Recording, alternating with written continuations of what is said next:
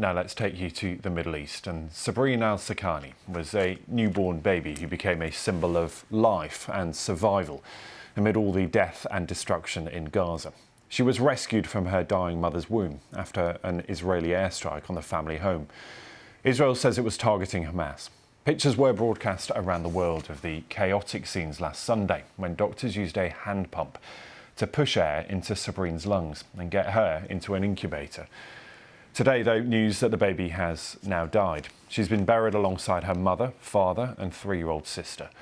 Our special correspondent Fergal Keane now reports.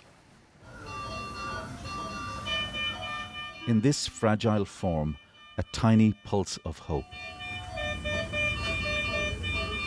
Baby Sabreen was the last survivor of a family obliterated by an Israeli airstrike. Her pregnant mum was pulled from here. But minutes later in hospital, doctors were able to rescue Sabreen from her dying mother's womb. They tapped to stimulate her breathing. Air was pumped into her lungs. Then to an incubator, fighting for life. Notice the gentleness of the doctor as he cradles her head.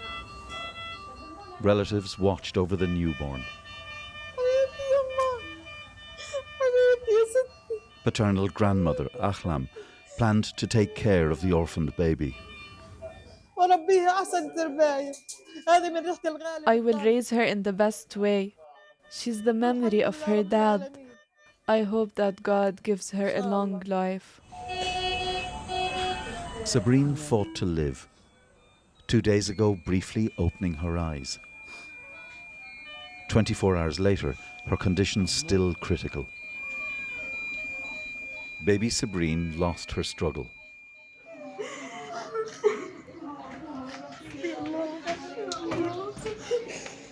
At midday yesterday, the dead child was brought home to her people.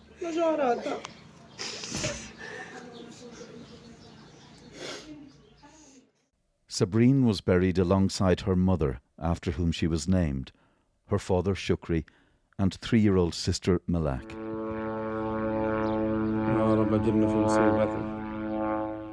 Today, her uncle Rami prayed at Sabreen's grave. Overhead, an Israeli drone.